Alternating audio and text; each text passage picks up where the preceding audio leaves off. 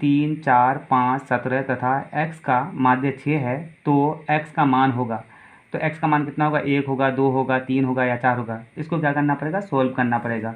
Solve करते हैं तो बच्चों हमारे पास यहाँ क्या दिया? माध्य बराबर 6, इसलिए हमको माध्य बराबर फॉर्मूला लगाना पड़ेगा। माध्य बराबर फॉर्मूला क्या होता है? माध्य बराबर कुल संख्याओं का योग, कुल संख्याओं का योग अपॉन क्या होगा? कुल संख्या, अपॉन कुल संख्या। हाँ तो बच्चों हमारे पास माध्य के जगह में माध्य लिखेंगे, माध्य बराबर 6 है तो उसकी जगह में 6 लिखेंगे, बराबर कुल संख्याओं का योग। कुल संख्या क्या है? 3 + 4 + 5 + 17, तो 3 + 4 + 5 + 17 और प्लस क्या दिया हुआ है? x, तो x को भी लिखना है यहाँ पे। और अपॉन कितना है? अपॉन कई संख्या है? 1, 2, 3, 4, 5 संख्या, तो अपॉन क्या लिखेंगे? 5।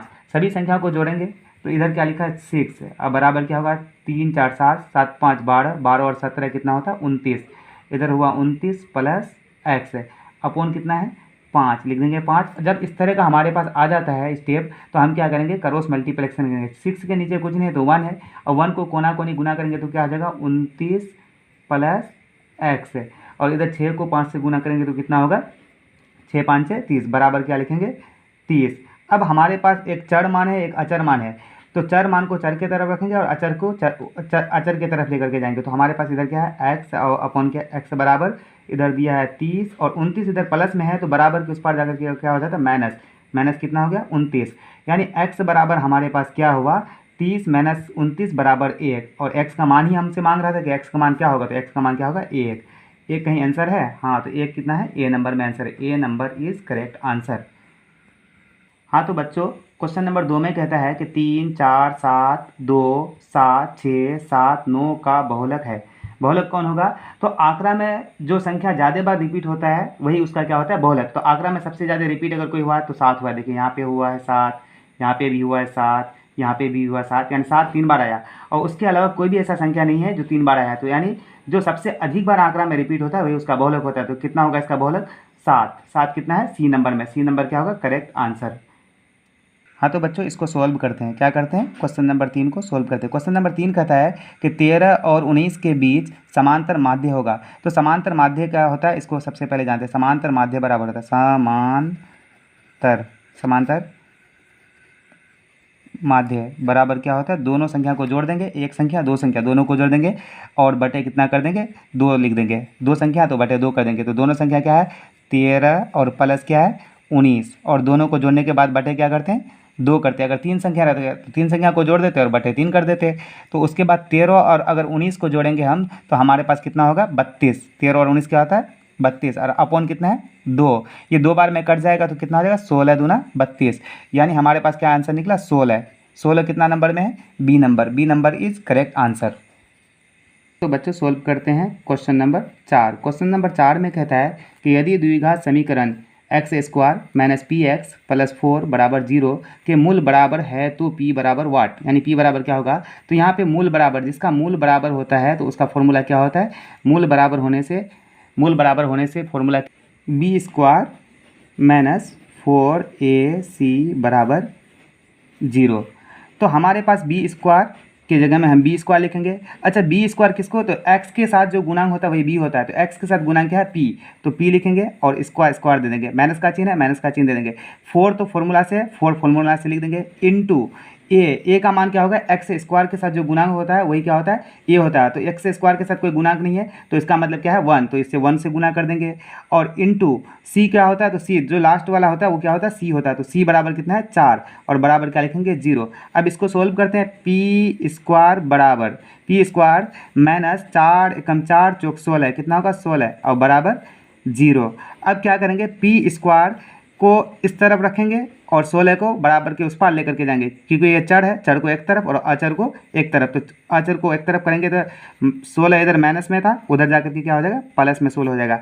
p² है, क्या है? p², तो हम p का स्क्वायर हटाएंगे और 16 के ऊपर क्या चढ़ाएंगे? रूट चढ़ाएंगे। तो 16 के ऊपर क्या चढ़ा दिए? रूट, यानी इधर का स्क्वायर हटता है उधर रूट चढ़ता है। तो हम जानते हैं दोस्तों कि p बराबर क्या होगा? 16 का वर्गमूल कितना होगा? तो 16 का वर्गमूल होता है 4, 4 चौक 16 यानी कितना होगा 4। तो जब भी हम वर्गमूल को निकालते हैं तो उसका क्या लिखते हैं, प्लस और माइनस लिखते हैं, प्लस माइनस 4। आंसर क्या निकला, प्लस माइनस 4। प्लस माइनस 4 कितना नंबर में है, तो बी नंबर। बी नंबर क्या होगा, सही आंसर होगा। सही आंसर कितना नंबर है, बी नंबर। तो बच्चों, हाँ तो बच्चों चलते हैं हम लोग क्वेश्चन नंबर 5 की तरफ। क्वेश्चन नंबर 5 में कहता है यदि ए और बी अभाज्य संख्या है, ए और बी क्या है, अभाज्य संख्या है, तो ए और बी का लसाअ है। ए और बी का लसाअ क्या होगा, तो जी हाँ दोस्तों, जैसा कि हम लोग एलसीएम बनाते हैं और जो भी अभाज्य संख्या होता है वो उसका किसी से वो भागने लगेगा। मान लेते हैं अभाज्य संख्या हमारे पास क्या है, अभाज्य संख्या हमारे पास है 11 और 13। इसको अगर एलसीएम करेंगे तो ये किसी से नहीं कटेगा, इसलिए इसको दोनों को क्या कर देना पड़ता है, गुना कर देना पड़ता है। उसी तरह ए और बी, तो ए भी अभाज्य संख्या है और गुना बी भी क्या है, अभाज्य संख्या। दोनों अभाज्य संख्या तो किसी से नहीं कटेगा, तो इसलिए गुना कर देंगे तो क्या हो जाएगा, ए और बी। आंसर क्या होगा, ए और बी। ए और बी किस में है, तो सी नंबर में। सी नंबर क्या होगा, करेक्ट आंसर होगा। हाँ तो बच्चों हम सॉल्व करते हैं 6 नंबर। 6 नंबर में कहता है कि बिंदु एक्स वाई की दूरी मूल बिंदु से है। तो मूल बिंदु से दूरी का फॉर्मूला क्या होता है हमारे पास, मूल बिंदु से दूरी का फॉर्मूला होता है X square plus Y square. X square plus Y square और उसके ऊपर क्या लगा देंगे, अंडर रूट लगा देंगे। तो हमारे पास क्या है, B number, under root X square plus Y square. इस फॉर्मूला को याद कर लोगे कि मूल बिंदु से दूरी का फॉर्मूला क्या होता है, X square plus Y square. तो ये बी नंबर क्या होगा, करेक्ट आंसर होगा। करेक्ट आंसर कितना नंबर होगा, बी नंबर। अगर यहाँ पे लिख दिया जाए कि यहाँ पे एक बिंदु दिया हुआ है ए और कोमा बी दिया है, इसकी अगर दूरी अगर पूछा जाए कि इसकी दूरी क्या होगा मूल बिंदु से, तो इसका हम सोल्व कैसे करेंगे, तो ए का स्क्वायर कर देंगे और प्लस बी का क्या कर देंगे, स्क्वायर, और उसके ऊपर अंडर रूट चढ़ा देंगे। अगर ऐसा भी पूछ दिया कि ए और बी का मूल बिंदु से दूरी क्या होगा, तो A square plus B square. और अगर एक्स और वाई के साथ पूछे तो X square plus Y square के ऊपर अंडर रूट लगा देंगे और A square plus B square के भी ऊपर क्या लगा दिए, अंडर रूट लगा दिए। तो मुझे उम्मीद है कि आप समझ गए होंगे।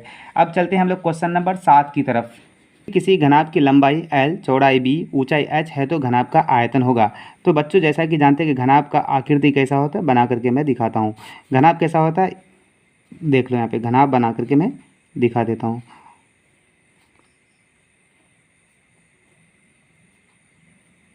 ये क्या बना रहा हूँ मैं, घनाभ बना रहा हूँ। क्या बना रहा हूँ, घनाभ। क्या बना दिया दोस्तों मैंने, घनाभ। तो घनाभ में क्या क्या होता है, l होता है, b होता है, h होता है। इसको l मान लेता हूँ, ये क्या हो गया, h हो गया और ये b हो गया। इसका आयतन बराबर क्या होता है, फॉर्मूला LBH। घनाभ का आयतन बराबर लंबाई इंटू चौड़ाई इंटू जो, घनाभ का आयतन के बराबर क्या होता है, लंबाई इंटू चौड़ाई इंटू ऊंचाई। किसका आयतन है, तो घनाभ का आयतन बराबर, यहाँ लिख देता हूँ घनाभ का आयतन, वरना आप फिर भूल जाएंगे। घनाभ का आयतन बराबर, आयतन बराबर क्या होता है, लंबाई इंटू चौड़ाई इंटू ऊंचाई, यानी LBH। LBH कहाँ पे, ए नंबर। ए नंबर क्या होगा, करेक्ट आंसर होगा। करेक्ट आंसर क्या है, ए नंबर। बच्चों आपको घनाभ का आयतन का फॉर्मूला याद करना पड़ेगा, वरना आप चाहेंगे कि ये बना करके सोल्व करेंगे तो ऐसा नहीं होगा। घनाभ का आयतन बराबर क्या होता है, लंबाई इंटू चौड़ाई इंटू ऊंचाई। लंबाई इंटू चौड़ाई को LBH भी बोलते हैं, लंबाई को L बोलते हैं, इंटू चौड़ाई को B बोलते हैं, इंटू ऊंचाई को H बोलते हैं, यानी LBH। यहाँ अगर इंटू नहीं लिखा है, लेकिन हम लोग जानते हैं कि LBH के बीच में किसका संबंध है, इंटू का संबंध है, यानी लंबाई इंटू चौड़ाई इंटू ऊंचाई। इसको आप बढ़िया से याद कर लेंगे। हाँ तो बच्चों क्वेश्चन नंबर 8 को देखते हैं। 8 में कहता है 10 10 डिग्री, फिर 10 15 डिग्री, फिर 10 75 डिग्री और 10 80 डिग्री का मान क्या होगा। तो हम सबसे पहले इसका जोड़ा मिलाते हैं, यानी 10 और कितना मिलाएंगे, जो 90 होगा, जो जहाँ मिल जाएगा तो वो क्या हो जाएगा, उसका जोड़ा। तो यहाँ 10 10 है और यहाँ 10 80 है, दोनों का जोड़ा मिलाएंगे, सोल्व करते हैं। इसको क्या करते हैं, सोल्व। तो हम लोग 10 10 डिग्री लिख देते हैं और उसका जोड़ा को इधर लेकर क्या रहता है, 10 कितना हो गया, 80 डिग्री। 10 80 डिग्री को लिख दिया और उधर क्या बचा हमारा, 10 15, क्या बचा, 10 15 डिग्री, ये 15 डिग्री लिख दिया। उसके बाद 10 कितना बचा है, 75 डिग्री, 75 डिग्री लिख दिया। इसी को सॉल्व करते हैं। तो हम इनमें से एक का मान चेंज करेंगे और एक पार्टनर का जब मान चेंज करते हैं तो क्या होता है, तो हमारे पास 10 को हम बदलते हैं किसमें, तो कोट में। हम तो जानते ही ऐसा 10 90 कोट 90 डिग्री माइनस, अगर हम उसका थीटा माइनस कर देंगे तो क्या हो जाएगा हमारा, कोट थीटा हो जाएगा। तो कोट कितना है, यहाँ पे लिखेंगे 10, कोट थीटा बराबर 10 90 डिग्री माइनस थीटा। इसको बदल दिए और 10 80 को सेम टू सेम वैसा रहने देंगे। 10 80 को वैसा मैंने रहने दिया। उसके बाद 10 कितना है, 10 15 है। 10 15 को चेंज करते हैं किसमें, कोट में। तो क्या होगा चेंज, 90 माइनस थीटा, थीटा कितना है 15, तो 15 लिख देंगे। और उसके बाद हम 10 75 को वैसे ही रहने देंगे, 10 75 डिग्री वैसे रहने दिए। अब इसको हम जो बदले हैं तो कोट 90 डिग्री माइनस 10 बराबर कितना होता है? तो हमारे पास 90 डिग्री में 10 घटा देंगे तो कितना हो जाएगा? 80 डिग्री। उसके बाद 10 80 डिग्री तो ये था ही, तो 10 80 डिग्री को हम बदले नहीं थे, उसको सेम टू सेम लिख देंगे। उसके बाद कोट 90 माइनस 15 करेंगे तो कितना होगा? 75 डिग्री। तो कोट कितना डिग्री हो गया? 75 डिग्री। उसके बाद 10 75 तो था ही ऑलरेडी, 10 75 डिग्री। हमारे पास दो मिल गया सेम टू सेम थीटा वाला, कोट 80 डिग्री और 10 80 डिग्री। जब 10 थीटा और कोट थीटा दोनों बराबर होता है तो दोनों को मल्टीप्लाई करते हैं तो कितना हो जाता है? 1 हो जाता है। तो इसको गुना है और ये भी क्या है? गुना के संबंध में, और तो इसी को गुना करेंगे तो कोट 80 डिग्री इंटू 10 80 डिग्री बराबर कितना हो जाएगा? 1। और इधर भी गुना करेंगे तो कोट 75 इंटू 10 75 बराबर क्या हो जाएगा? 1। 1 गुना 1 बराबर क्या होगा? 1। 1 आंसर कितना नंबर में? डी नंबर में। D number will be correct answer. Correct बच्चों, हम लोग चलते हैं क्वेश्चन नंबर 9 की तरफ। क्वेश्चन नंबर 9 में कहता है कि निम्नलिखित में से कौन सा द्विघात समीकरण है? तो हम लोग कैसे पहचानेंगे कि द्विघात समीकरण है? तो जिसका घात क्या होगा? 2 होगा तो वो द्विघात समीकरण होगा। लेकिन इसका कुछ शर्त है कि अगर बटे में x है और स्क्वायर है या कुछ भी रहे, बटे में अगर x होगा तो वो द्विघात बहुपद नहीं होगा, ये द्विघात बहुपद नहीं होगा। उसके बाद हम देखते हैं कि यहाँ पे X square minus 2 under root X, under root जब भी होगा ये भी क्या होगा? बहुपद नहीं होता है। उसके बाद हम देखते हैं 3x 2 इंटू एक्स पर पावर कितना है? 3 है। जब पावर 3 है तो 3 घात होगा, ये भी नहीं होगा। तो हमारे पास बचा क्या? C number. तो इसलिए सी नंबर क्या होगा? Correct answer. कितना नंबर होगा? C number. हाँ तो बच्चों सोल्व करते हैं नंबर 10। 10 नंबर में कहता है कि एक बेलन और एक शंकु के आधार समान है। एक बेलन है, पहले हम बेलन का चित्र बना देते हैं। एक क्या है? ये बेलन। बेलन का चित्र तो आप लोग जानते हैं कि बेलन का चित्र ऐसा होता है। और एक शंकु क्या है? एक शंकु, एक ऐसा करके शंकु है। क्या है? शंकु का क्या है? आधार सेम है कि एक बेलन और एक शंकु के आधार समान है। जितना यहाँ से लेकर के यहाँ तक उतना यहाँ से लेकर के यहाँ तक आधार समान है। यदि उनकी ऊंचाई भी समान हो, ऊंचाई यानी h और इसका भी h बराबर है, h बराबर है, तो त्रिज्या भी बराबर r बराबर r होगा। r त्रिज्या, आधार जब समान है तो r भी समान होगा। यदि उनकी ऊंचाई भी समान है तो उनके आयतनों का अनुपात होगा। तो आयतनों का अनुपात बराबर क्या होता है? हम लोग फॉर्मूला को जान लेते हैं। तो बेलन का आयतन बराबर क्या होता है? बेलन, इसको सोल्व करने के लिए क्या करेंगे? इसका फॉर्मूला आएंगे, बेलन का आयतन अब बराबर, दोनों जब बराबर तो दोनों का बराबर करेंगे, बराबर शंकु का आयतन होगा। शंकु का आयतन, शंकु का आयतन, उसका अनुपात निकालना है तो दोनों बराबर है। तो बेलन का आयतन बराबर फॉर्मूला क्या होता है? Pi r square h, pi r square h. और शंकु का आयतन बराबर क्या होता है? 1/3 pi r square h, pi r square h. ये किसका आयतन होता है? तो शंकु का आयतन बराबर, ये फॉर्मूला आप याद कर लीजिएगा, बहुत काम में आएगा। शंकु का आयतन बराबर 1/3 पाई आर स्क्वायर एच, और बेलन का आयतन बराबर क्या होता है? Pi r square H. इसी को हम सोल्व करते हैं दोनों तरफ, तो इधर पाई है और इधर भी पाई है, दोनों तरफ कट गया। इधर आर स्क्वायर है, इधर भी आर स्क्वायर, ये भी कट गया। इधर एच है, इधर भी एच है, दोनों तरफ कट गया। तो हमारे पास जब कटने के बाद कुछ नहीं बचा तो कितना बचा? 1 बचा। इधर 1 लिख दिए और इधर क्या बचा? 1/3। तो हमारे पास अनुपात निकालने के लिए ये नीचे बटे तो नहीं चाहिए, बटे को ख़त्म करने के लिए हम क्या कर सकते हैं? अगर यहाँ 3 है और यहाँ पे अगर 3 से गुना कर देंगे हम तो ये 3 और 3 कट के ख़त्म हो जाएगा। जब इधर हम 3 से गुना करेंगे तो इधर भी हमको कितना से गुना करना पड़ेगा? 3 से गुना कर देंगे। तो हमारे पास ये 3 कट गया और हमारे पास इधर क्या बचा? 3 गुना 1 बराबर 3, और इधर क्या बचा? बराबर के उस पर 1, यानी 3:1 क्या होगा इसका आंसर? 3:1। कितना नंबर में? डी नंबर में। तो हाँ तो बच्चों मुझे आप बताएं कि आपको 10 नंबर में से कितना आपसे सोल्व होगा अपने मन से? 10 में से 10 समझ में आया कि नहीं? अगर आया तो कमेंट में बताएं कि 10 में से 10 मुझे समझ में आ गया। हाँ तो बच्चों हम लोग 11 नंबर क्वेश्चन सोल्व करते हैं। क्या कहता है कि एक्स अक्ष पर बिंदु जो बिंदुओं A-1, 0 और बी में क्या दिया है? बी निर्देशांक में 5, 0 से समान दूरी पर है। तो मान ले हमारे पास एक एक्स एक्स है, एक्स एक्स का एक लाइन खींच लेते हैं सोल्व करने के लिए। ये मान लेते हैं ए और इसको मान लेते हैं बी। ए का निर्देशांक दिया हुआ हमारे पास -1 और इधर दूसरा दिया क्या? 0, और दूसरा दिया हुआ है हमारे पास क्या? 5 और 0, दोनों क्या है? समान दूरी में। समान दूरी मतलब यहाँ से यहाँ तक इसका जितना दूरी होगा, यानी यहाँ से लेकर के यहाँ तक जितना दूरी होगा उतना ही दूरी यहाँ से लेकर के यहाँ तक होगा। अब हम लोग को इस तरह का हिसाब सोल्व करने के लिए क्या आना चाहिए? मध्य बिंदु का फॉर्मूला आना चाहिए। मध्य बिंदु का फॉर्मूला, मध्य बिंदु का फॉर्मूला। तो मध्य बिंदु बराबर क्या होता है?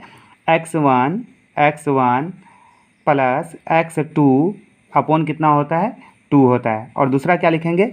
y1 क्या लिखेंगे, y1 प्लस y2 अपॉन कितना होगा, तो 2 होगा, अपॉन क्या होगा, 2 होगा। इसी को हम लोग क्या, हाँ तो बच्चों जैसा कि आप देख रहे हैं कि x1 के जगह में क्या है -1, ये x1 हो गया और ये y1 है, y1 के जगह में 0 है। ये क्या होता है, इस निर्देशांक को क्या कहते हैं, x2 और दूसरा वाला क्या होता है y2, ऐसा लिख दिए। इसी को हम सॉल्व करने के लिए हम क्या बैठाएंगे, फॉर्मूला में बैठाएंगे। x1 का मान कितना है, -1। उसके बाद क्या है फॉर्मूला, x2 का मान कितना है, 5। तो x1 और x2 बैठा दिए, प्लस का चिन्ह है, प्लस का चिन्ह दे देंगे। और अपॉन कितना है, 2, तो 2 लिख देंगे। उसके बाद हमारे पास कोमा के उस पार है y1 का मान कितना है हमारे पास, 0। और y2 प्लस करेंगे, प्लस y2 का भी मान क्या है, 0, और अपॉन क्या है, 2, ऐसा लिख देंगे। उसके बाद हमारे पास क्या होता है कि इसको अगर हम सोल्व करेंगे तो 5 रुपया मेरे पास है और 1 रुपया किसी को देना है, तो हमारे पास कितना रुपया होगा, 4 रुपया, और अपॉन कितना है, 2, तो लिख दिए 2। उसके बाद 0 और 0 में क्या होता है, 0, अपॉन क्या होगा, 2। इसको हम अगर काटेंगे तो 2 दूना 4, कितना आया, 2। और इधर क्या हो गया, 0 को अगर किसी भी संख्या से भाग देंगे तो वो संख्या क्या होता है, 0। हमारे पास क्या निकला, निर्देशांक 2 और 0, समान दूरी कितना निकला, 2 और 0। 2 0 किस में है, तो बी नंबर क्या होगा, करेक्ट आंसर क्या होगा, बी नंबर। बच्चों नंबर सोल्व करते हैं हम लोग 12। एक समबाहु त्रिभुज है ABC की एक भुजा 12 सेंटीमीटर है और हो तो इसकी ऊंचाई होगी, क्या कहता है, समबाहु त्रिभुज। सोल्व करते हैं इसको। समबाहु त्रिभुज मतलब जिसका सभी भुजा बराबर हो। समबाहु त्रिभुज, एक ऐसा त्रिभुज बना लेते हैं जिसका सभी भुजा क्या होता है, समान, और एक भुजा दिया है 12, यानी ये 12 तो ये भी 12, ये भी क्या होगा, 12। कहता है कि तो उसकी ऊंचाई ज्ञात करें। ऊंचाई मतलब जो सबसे हाइट होगा, यहाँ से लेकर के अगर हम इसको ऊंचाई डाल देते हैं एक लंब अपने तरफ से, तो ये क्या हो जाएगा, ऊंचाई। ये भी इधर 90 डिग्री, ये भी इधर 90 डिग्री। अच्छा, हमारे पास बाबू हम लोग जैसा कि जानते हैं पाइथागोरस पढ़ने से, अगर हमारे सीधा कोण थीटा के जो सामने होता है वो क्या होता है, कर्ण होता है, और सबसे बड़ा भुजा को हम कर्ण भी कहते हैं। ये ए लिख देते हैं, ये बी लिख देते हैं, ये सी लिख देते हैं। ये क्या हो गया हमारा जा करके, इसको हम बोलते हैं हाइट, यानी एच बराबर कितना मिल गया हमारे पास, कर्ण बराबर कितना हो गया, कर्ण बराबर 12, इधर कर्ण बराबर 12। और ये जो उसके नीचे वाला जस्ट थीटा के सामने होगा, ये क्या होगा, तो जाकर के हम नीचे वाला क्या होता है, आधार। क्या करेंगे इसको, आधार। और हमको निकालना क्या है, तो ये वाला निकालना, ये हमारा ऊंचाई, इसी को निकालना है। क्या निकालना है, इसको ऊंचाई निकालना है। तो हम लोगों को मालूम है कि इसको निकालने के लिए एक फॉर्मूला होता है जिसका नाम क्या है, कर्ण का स्क्वायर बराबर आधार का स्क्वायर प्लस लंब का स्क्वायर। कौन सा स्क्वायर, लंब का स्क्वायर। लंब लिख देता हूँ यहाँ पे पूरा, लंब का स्क्वायर, आधार का स्क्वायर प्लस लंब का स्क्वायर। हमारे पास कर्ण का कितना है, तो 12, ये लिख देंगे इधर 12, इसका स्क्वायर यानी 12 का स्क्वायर लिख दे। उसके बाद आधार का स्क्वायर, आधार कितना है, आधार भी हमारे पास क्या है, आधार क्या होगा, आधार जब भी होगा तो देखो ये 12 था, यहाँ से लेकर के यहाँ तक आधा आधी भागों में बांटा हूँ, तो इधर 6 होगा और इधर भी 6 होगा। तो आधार कितना हो गया हमारे पास, अभी 6 हो गया, तो 6 का स्क्वायर प्लस लंब नहीं दिया हुआ है हमारे पास, लंब ही ऊंचाई होगा, तो लंब का क्या कर देंगे, लंब का स्क्वायर कर देंगे। अब हम लोगों को पता है कि 12 का स्क्वायर क्या था, 12 12 144, और 6 का स्क्वायर होगा 6 6 36। अब प्लस क्या होगा, लंब का स्क्वायर नहीं दिया हुआ, तो लंब का स्क्वायर ही तो निकालना है, वही तो एच होगा, तो लंब का स्क्वायर उसी तरह हम छोड़ देते हैं, लंब का स्क्वायर। अब इसको अगर हम इधर लेकर के आ जाते तो हमारे पास क्या हो जाएगा, 144 माइनस 36, कितना हो जाएगा, 36। अब बराबर इधर क्या बचा, लंब का स्क्वायर, लंब का स्क्वायर। तो लंब का स्क्वायर करेंगे। अब इसको अगर घटाएंगे तो 14 में 1 रुपया पैसा लेकर सोचेंगे, 14 में 6 चले जाएगा, 14 में 6 चले जाएगा तो क्या होगा, 8। उसके बाद इधर क्या है, 3 में 3 चलेगा, 0, इधर 1 है, 1 लिख देंगे। और बराबर क्या है, लंब का स्क्वायर, बराबर क्या है, लंब का स्क्वायर। तो अब इसका इस तरफ का स्क्वायर हटाएंगे, उधर क्या चढ़ाएंगे, रूट चढ़ाएंगे, तो 108 पर क्या करेंगे, हम रूट चढ़ा देंगे, और बराबर लंब का स्क्वायर हटा देंगे, तो सिर्फ क्या बचेगा, लंब बचेगा। क्या बचेगा, लंब लिख दिए। अब इसको हम जो रूट को अगर इसको सोल्व करेंगे, अंडर रूट 108 तो कहीं दिया हुआ नहीं है, तो अब इसका हम वर्गमूल निकालेंगे अभाज्य गुणनखंड द्वारा। कैसे वर्गमूल निकालेंगे, तो यहाँ देखो 108 को हम क्या करेंगे, अभाज्य गुणनखंड करेंगे।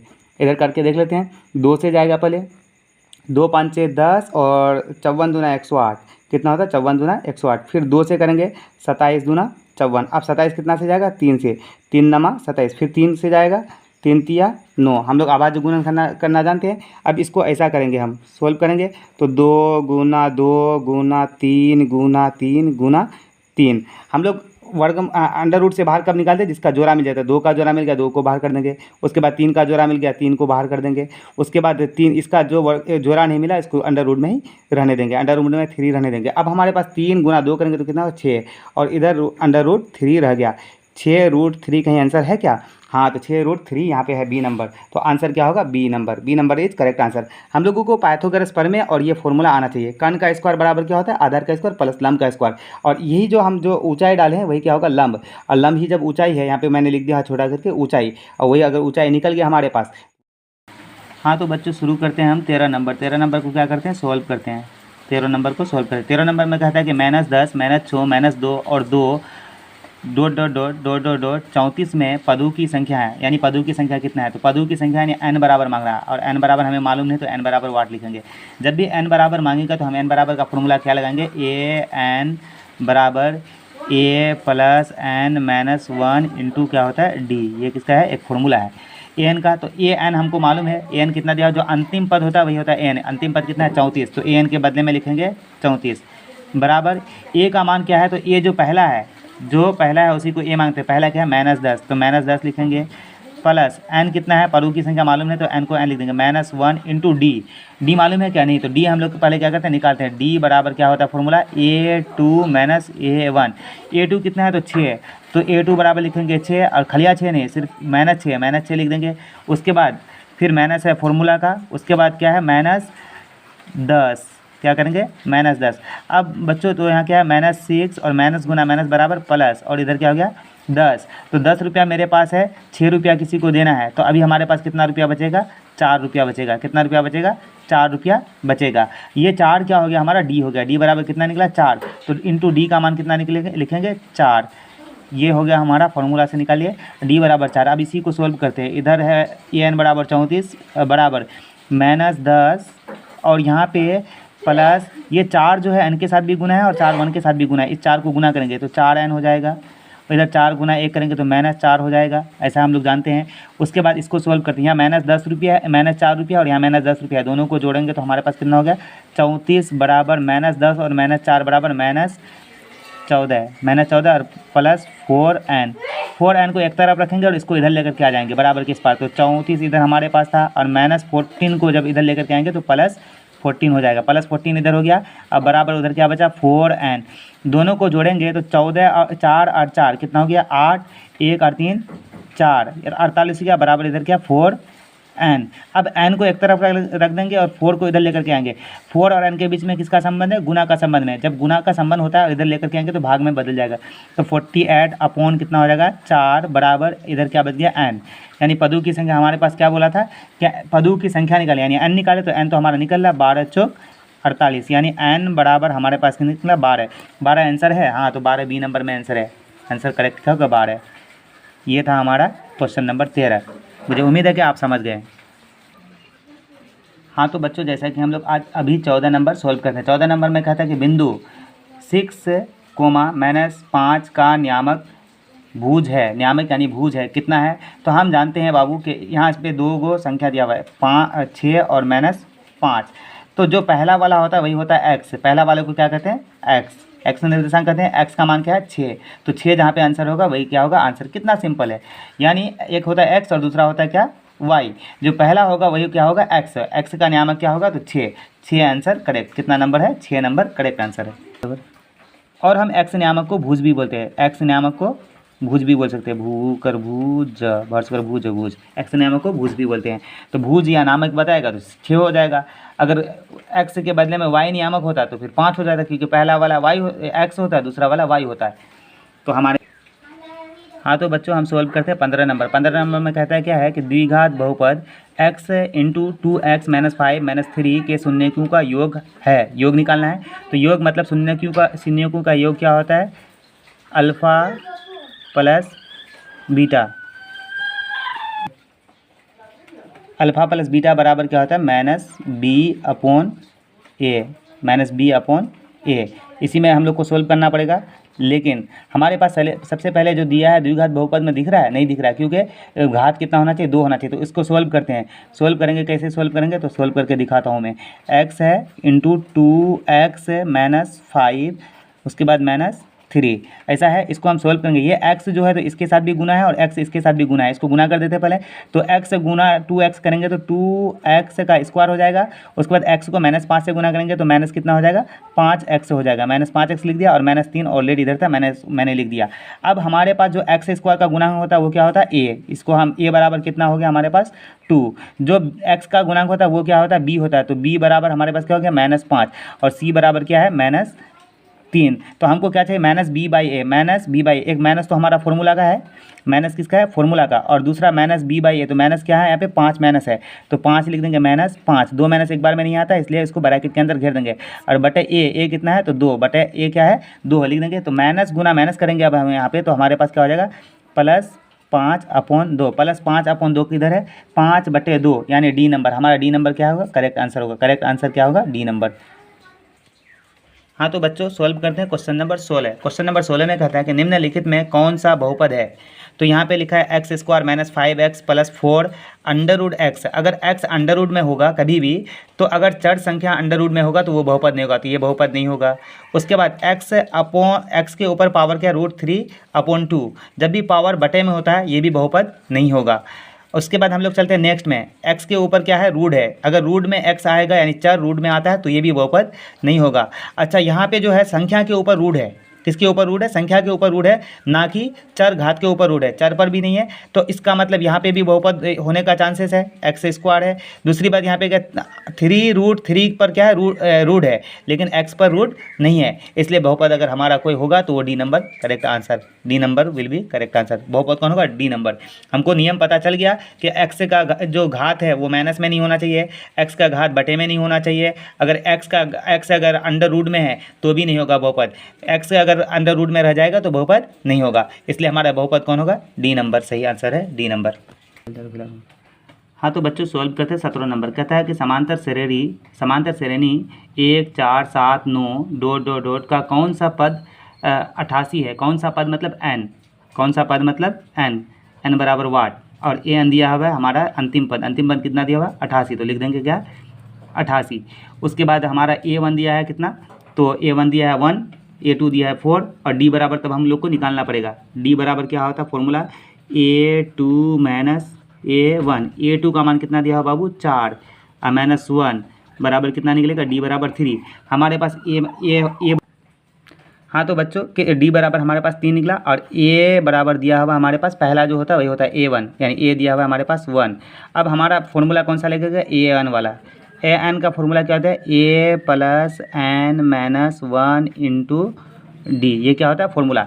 an का मान कितना दिया हुआ बाबू, यहाँ लिख दिया हूँ मैंने 88, an के बदले में लिखेंगे 88 बराबर a का मान कितना दिया हुआ है, तो a का मान यहाँ पे दिया हुआ है 1 लिख देंगे, प्लस n का मान पता नहीं उसको n रहने देंगे। उसके बाद -1 और d का मान कितना निकला है हमारे पास, तो 3, d का मान लिख देंगे 3। अब इसी को सॉल्व करते हैं, आराम से हमारा आंसर निकल जाएगा।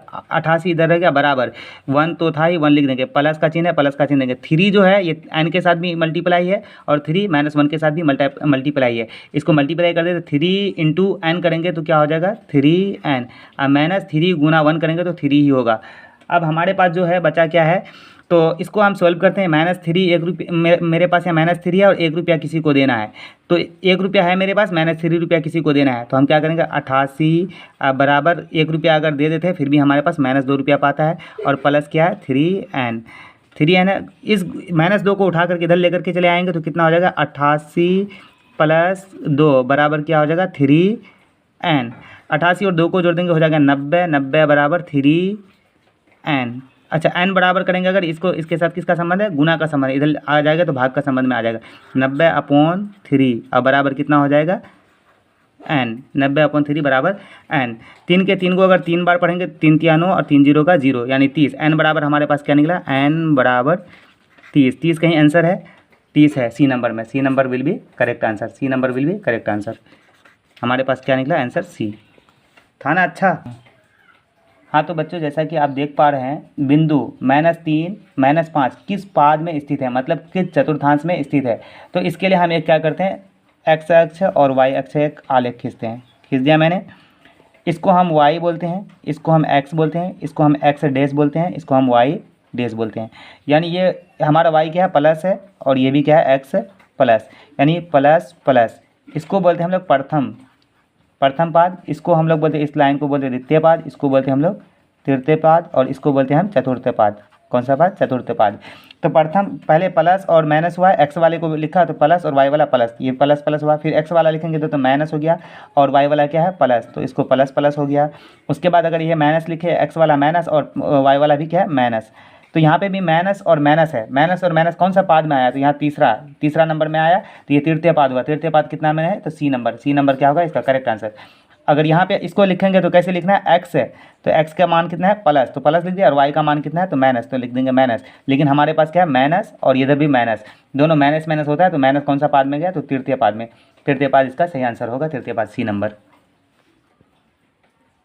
हाँ तो बच्चों, जैसा कि 22 नंबर में कह रहा है कि 2 कोस स्क्वायर 60 का मान है 1/3 है, 1/4 है, 1 है या डी है, डी बराबर 1/2 है। तो इसको सॉल्व करते हैं। सबसे पहली बात 2 और इसके बाद इंटू लिखेंगे। कोस 60 का मान होता है 1/√3। सॉरी बच्चों, कोस 60 का मान होता है 1/2, लिख देंगे 1/2। कोस के ऊपर स्क्वायर है तो इसके ऊपर क्या चढ़ा देंगे? स्क्वायर चढ़ा देंगे। अब इसी को सोल्व करेंगे। 2 × 1 का स्क्वायर क्या हो जाएगा? 1 हो जाएगा, और 2 का स्क्वायर 2 दूना 4 हो जाएगा। अब करो, इसको काटेंगे तो ऐसे ऐसे कट जाता है, 2 दूना 4। तो हमारे पास क्या बचा? 1/2। 1/2 आंसर आया हमारा। 1/2 कहाँ पे आंसर है? तो 1/2 डी नंबर क्या होगा करेक्ट आंसर। हमारे पास मान जो है तो याद होना चाहिए, यानी कोस 60 का मान कितना होता है? तो 1/2। कोस के ऊपर स्क्वायर था, इसके ऊपर भी स्क्वायर चढ़ा दिया, और यहाँ पे जो 2 था, 2 और कोस के बीच में किसका संबंध था? गुना का, तो हम लोग गुना का संबंध दिखा दिए, और उसके बाद उसी को सोल्व करेंगे तो हमारे पास क्या होगा? 1/2। कितना आसान है और कितना ईजी है। मुझे लगता है कि आपको समझ में आया होगा। अगर समझ में आया होगा तो कमेंट में यस लिखें। चलिए, हाँ तो बच्चों हम सोल्व करते हैं 23 नंबर। निम्न में से किस द्विघात बहुपद के शून्यकों का योगफल कितना है? योगफल लिखना तो मैंने भूल ही गया है। योगफल कितना है? 3 है। योगफल बराबर 3। तो बहुपद के शून्यकों का योगफल 3 है। गलत। हाँ तो बच्चों 23 नंबर को सोल्व करते हैं। 23 नंबर कहता है निम्नलिखित में से किस द्विघात बहुपद का शून्यकों का योगफल 3 तथा गुणनफल -10 है। तो हमारे पास दिया हुआ है, इसको क्या करेंगे? सोल्व लिखेंगे। क्या लिखेंगे? सोल्व लिखेंगे। अल्फा प्लस बीटा, यानी योगफल जो है तो अल्फा प्लस बीटा का मान दिया हुआ है हमारे पास कितना? तो 3 दिया हुआ, लिख देंगे 3। उसके बाद हमारे पास दिया हुआ अल्फा इंटू बीटा, यानी योगफल और तथा गुणनफल बराबर 3। अल्फ़ा इंटू बीटा बराबर क्या है दिया हुआ है? हमारे पास दिया हुआ है -10, लिख देंगे -10। अब द्विघात बहुपद का एक सूत्र होता है, हमको द्विघात बहुपद का सूत्र आना चाहिए। द्विघात बहुपद का सूत्र हम लिख देते हैं ताकि तुमको याद हो जाए, और इसको इतना याद रख लो कि मुंह में हिसाब बन जाए, ना कि आपको याद करके बनाने की ज़रूरत है। बहुपद का सूत्र मतलब फॉर्मूला। क्या फॉर्मूला होता है? तो एक्स स्क्वायर माइनस, उसके बाद क्या होता है? Alpha plus beta into x, फिर प्लस क्या होता है? Alpha into beta. ऐसा ही होता है। तो हम जहाँ पे अल्फ़ा प्लस बीटा है उसके बदले में उसका मान रख देंगे। अल्फ़ा प्लस बीटा का मान दिया हुआ 3, तो एक्स स्क्वायर था ही, माइनस का चिन्ह लगा देंगे। अल्फ़ा प्लस बीटा के बदले में क्या लिखेंगे? 3, और एक्स था तो इसके बदले में एक्स लिख दिए। उसके बाद प्लस का चिन्ह लगा देंगे। अल्फ़ा इंटू बीटा का मान क्या दिया? -10 लिख दिए। उसके बाद हम किसको ब्रैकेट में कर दें, क्योंकि यहाँ प्लस और माइनस एक बार में आ रहा था। फिर इसको सोल्व करेंगे तो एक्स स्क्वायर माइनस 3x, और माइनस और प्लस को गुना करने पर क्या होता है? -10। ये x square minus 3x minus 10, ये कहाँ पे है? यही होगा हमारा आंसर। ये कहाँ पे है तो देख लेते हैं। एक्स स्क्वायर माइनस 3x और -10, सी नंबर क्या होगा? करेक्ट आंसर होगा। तो मुझे उम्मीद है कि आप इसको सीख गए। हाँ तो बच्चों हम 24 नंबर को सोल्व करते हैं। क्या है? निम्नलिखित में से कौन अभाज्य संख्या है? अभाज्य संख्या वैसी संख्या जो स्वयं और एक के अलावा किसी से भाग ना लगे, तो उसे क्या कहते हैं? अभाज्य संख्या। तो अगर हम देखें 15, तो 15 लग जाते हैं, 3 5 है 15, ये भी लगता है 23 एक और स्वयं के अलावा, यानी खुद के अलावा किसी से भाग नहीं लगेगा। इसके बी नंबर क्या है करेक्ट आंसर। हाँ तो बच्चों जैसा कि हम देख पा रहे हैं 25 नंबर में कहता है कि निम्न में से मूल बिंदु के नियामक कौन है? मूल बिंदु का नियामक जब भी बोलेगा तो मान लेते हैं एक हम क्या बनाते हैं? 2 आलेख खींचते हैं, एक एक्स अक्ष और एक वाई अक्ष है। मूल बिंदु का नियामक, इसी को क्या कहते हैं? मूल बिंदु। अगर इसका एक्स वाला भी मान देखेंगे तो 0 होगा, और वाई वाला भी मान देखेंगे तो 0 होगा, यानी हमारे पास एक्स भी 0 और वाई भी 0। तो मूल बिंदु का नियामक क्या होता है? 0 0। मूल बिंदु का नियामक क्या होगा? 0 0 0 0 कहाँ पे? बी नंबर क्या होगा? करेक्ट आंसर होगा। तो आज हाँ तो बच्चों आपको अगर वीडियो समझ में आया है तो बराए मेहरबानी आप सब्सक्राइब कर दें, लाइक कर दें और शेयर कर दें। मैं आपका आभारी रहूँगा। That's all, thank you so much, we'll meet again on tomorrow.